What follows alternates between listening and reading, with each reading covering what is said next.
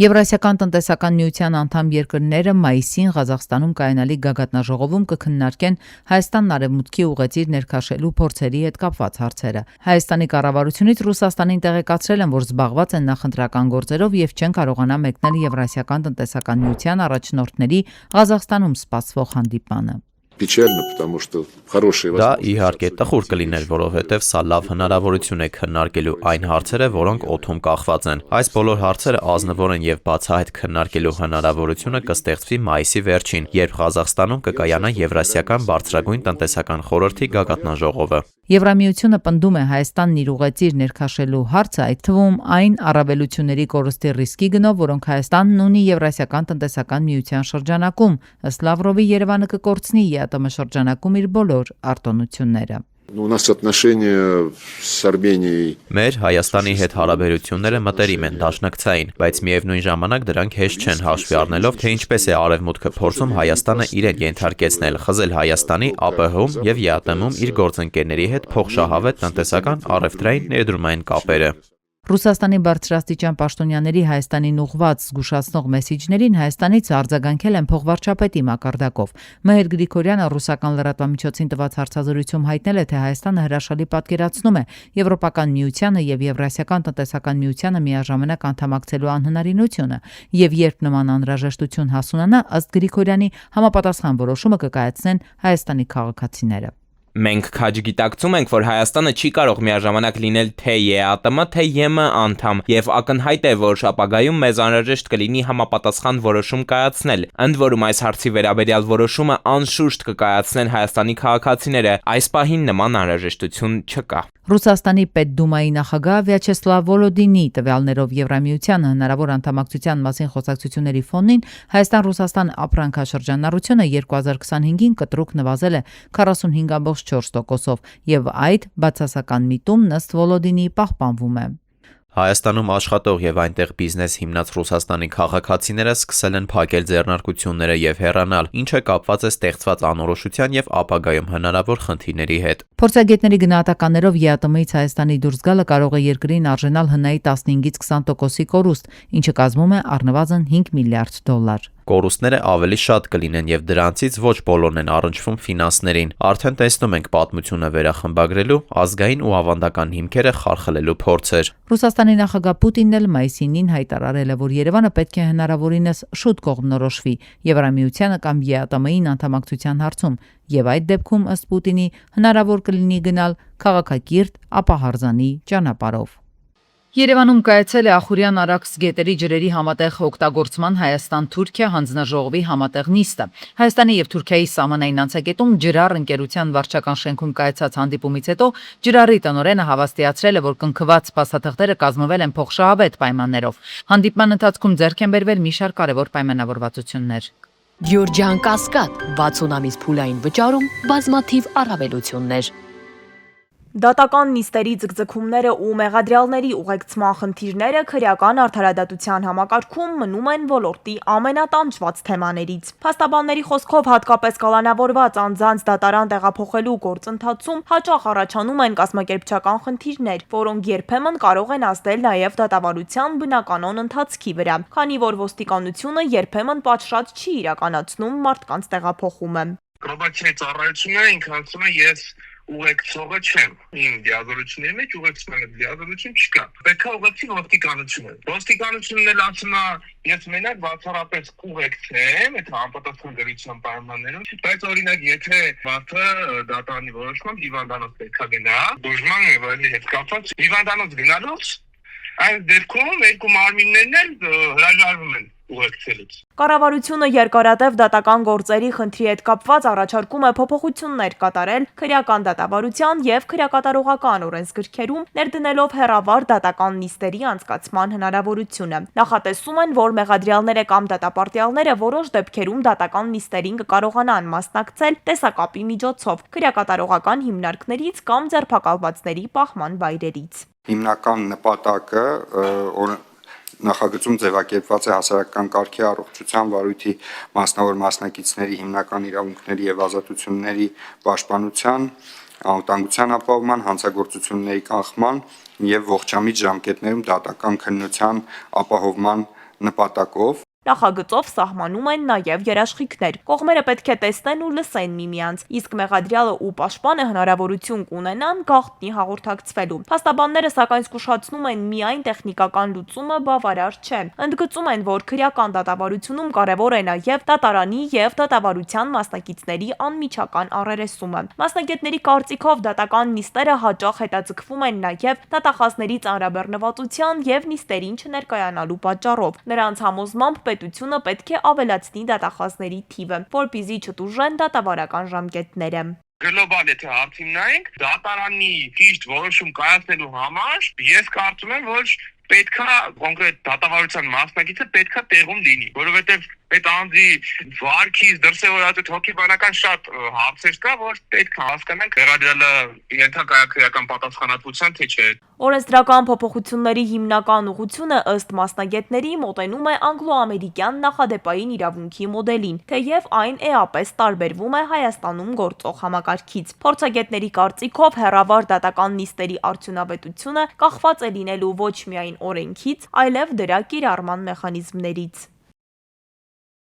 Համաշխարհային ֆինանսական շուկաներում մեկնարկել են գործընթացներ, որոնց ազդեցությունը շուտով կարող է զգալ յուրաքանչյուր սպառող։ Պետական պարտատոմսերի համաշխարհային վաճառքի աճը հանգեցրել է դրանց եկամտաբերության կտրուկ թռիչքի, սահմանելով ռեկորդներ։ Ներդրողների շրջանում տիրող տագնապի գլխավոր պատճառը Մերձավոր Արևելքում սրվող էներգետիկ ճգնաժամն է, որը սպառնում է նոր թափ հաղորդել գնաճին ու ստիպել կենտրոնական բանկերին երկար ժամանակ պահպանել բարձր տոկոսադրույքներ։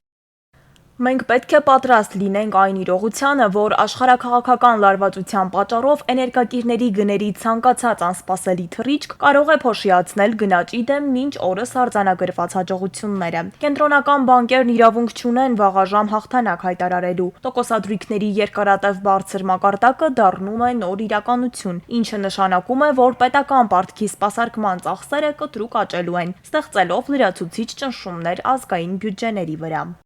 Նավթի գների աճը շղթայական ռեակցիայով անդրադարձել է պարտատոմսերի շուկայի վրա, քանի որ թանկ էներգակիրներն ավտոմատ բարձրացնում են բոլոր ապրանքների գները, ներդրողները գիտակցում են, որ կենտրոնական բանկերը գնաճը զսպելու համար ստիպված կլինեն բարձրացնել տոկոսադրույքները։ Այս սպասումների ֆոնին շուկայի մասնակիցներն արագորեն վաճառում եւ ազատվում են իրենց ձեռքի տակ եղած պետական պարտատոմսերից, ինչի պատճառով դրանց շուկայական գները կտրուկ նվազում են, իսկ քանի որ ֆինանսական աշխարհում պարտատոմսի գինն ու եկամտաբերությունը շարժվում են հակառակ ուղղություններով, գների այս անկումը ավտոմատ կերպով հանգեցրել է դրանց եկամտաբերության աննախադեպ աճին։ Համաշխարհային տնտեսությունը հայտնվել է վտանգավոր իրավիճակում։ Նավթի տևական թանկացումը կարող է տանել ամենավատ սցենարին, երբ գները անընդհատ աճում են, բայց տնտեսությունը չի զարգանում։ Իսկ պետական պարտատոմսերի տոկոսների բարձրացումը հստակ ազդանշան է, որ փողը աշխարհում թանկանում է։ Զարգացող երկրների համար սա նշանակում է, որ օտարերկրյա ներդրողները կհանեն իրենց գումարները, ինչն էլ այս պետություններին կկանգնեցնի սեփական արտաքին պարտքերը չվճարելու իրական վտանգի առաջ։ Պարտատոմսերի բարձր եկամտաբերությունը զուտ վերացական ֆինանսական ցուցանիշ չէ։ Այն ունի ուղղակի ազդեցություն իրական տնտեսության վրա մի քանի ուղղություններով։ Պետական պարտատոմսերի տոկոսների աճին զուգահեռ բարձրանում են նաև առևտրային վարկերի եւ հիփոթեքների տոկոսադրույքները։ Համաշխարհային տնտեսությունը ներկայումս գտնվում է անորոշության փուլում։ Ֆինանսական շուկաների հետագա վարկագիծը մեծապես կախված կլինի այն հանգամանքից, թե որքան արագ կհաջողվի կայունացնել իրավիճակը Մերձավոր Արևելքում եւ վերականգնել էներգակիրների բնականոն մատակարարումները։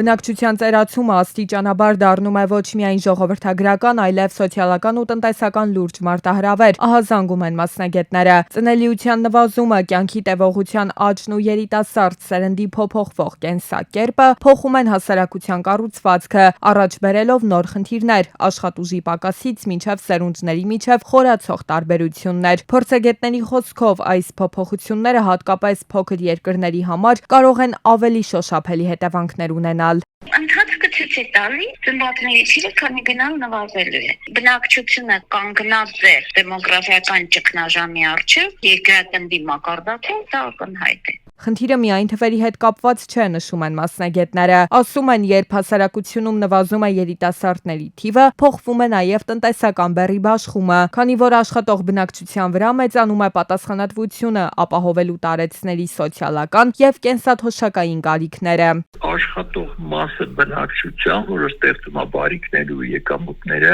հարաբերական նվազում է։ Եթե շատ նվազի, ստացվել է, որ ասենք մեկ աշխատողը 3 հոգու պետք է պահից, դա բնական է տնտեսական շատ լուրջ խնդիրներ առաջացնելու։ Փոփոխությունները զգացվում են նաև հասարակական հարաբերություններում, նկատում են մասնագետները։ Թվային տեխնոլոգիաների ազդեցությամբ փոխվում է սերունդների միջև կապը եւ ավանդական արժեքների փոխանցումը դառնում է ավելի բարդ։ Նշում են, թե բնակչության ծերացման կանխարգելման գործընթացում Հայաստանի համար հնարավոր լուծումներից կարող է լինել հայրենադարձության խթանումը եւ սփյուռքի ներուժի օգտագործումը։ Երիտասարդ ծերունդները ավելի շատ իրենց, ասենք, կրթությունը, դաստիարակությունը, գիտելիքները ստանում են ոչ թե ընտանիքում դպրոցում, այլ ինտերնետում։ Իսկ ինտերնետը բոլորովին ուրիշ տիրույթ է, էլի դրական բան չի սա։ Մեր ռեսուրսը շատ ավելի մեծ է, եթե մենք կարողանանք դրանից օգտվել։ Ազայից մի երկիր տես հնարավորություն ունի, որ դրսի իր ակտիվներին բերի, էլի ոչ թե օտար երկրացիների։ Բնակչության ծերացումը մասնագետների գնահատմամբ առաջիկա տասնամյակների կարևորագույն մարտահրավերներից է լինելու, եւ որքան արագ են փոխվում ժողովրդագրական միտումները, այնքան ավելի հրատապ է դառնում ոչ միայն տնտեսական ու սոցիալական համակարգերի վերանայումը, այլև սերունդների միջև կապը պահպանելու հարցը։ Մայիսի 19-ին Մերսեդեսը Նորգեղի բնակավայրում Թևոսյան փողոցում բախվել է հայ մամուլին պատկանող մեքենային, հետո վրաերթի ենթարկել հետիոտնին, մասամբ հայտնվել ջրատարում։ Մերսեդեսի վարորդն ու վրաերթի ենթարկված կինը տեղափոխվել են հիվանդանոց։ Օպերատիվորեն ժամանել է ներքին գործերի նախարարության ոստիկանության բարեկային ծառայության Կոտակի մարզի գումարտակի երկրորդ դաշտի բարեկները, գումարտակի հրամանատար Ալբերտ Մարտիրոսյանի, գումարտակի հրամանատարի տեղակալ Վահագն Կարապետյանի, գումարտակի ծառայության ավագ տեսուչովա պատասխանատու Արտակ Ասատրյանի գլխավորությամբ։ Մայիսի 20-ին Այգաբան գյուղի վարչական տարածքում օփելը դուրս է եկել երթևեկելի գոտուց, բախվել երկաթե պատնեշներին, հայտնվել գետում։ 4 հոգի վնասվածքներով տեղափոխվել են Արարատ բժշկական կենտրոն։ Մայիսի 19-ին Մայրաքաղաքում Շիրակի փողոցի 2 կոտորակ 29 հասցեի դիմաց բախվել են Մերսեդեսն ու 2 օփելը։ Բախման հետևանքով օփելներից մեկն էլ կողաշրջվել է։ 3 հոգի, այդ թվում 2 երեխա տեղափոխվել են Երևանի տարբեր մասնագիտացված հիվանդանոցներ։ Մայիսի 19-ին Երևան Երասմեղրի ճանապարհին բախվել են 40-ամյա Էդգարի Նիսան Ռուժը եւ 32-ամյա Զավենի Վազ 2107-ը։ 3 հոգու առաջին օգնության են հասել քաղաքացիները, օպերատիվորեն ժամանած Վայոց-Ձոր բժշկական կենտրոնի շտապօգնության բժիշկների հերթապահ խումբը։ Նրանք տեղափոխվել են Վայոց-Ձոր բժշկական կենտրոն։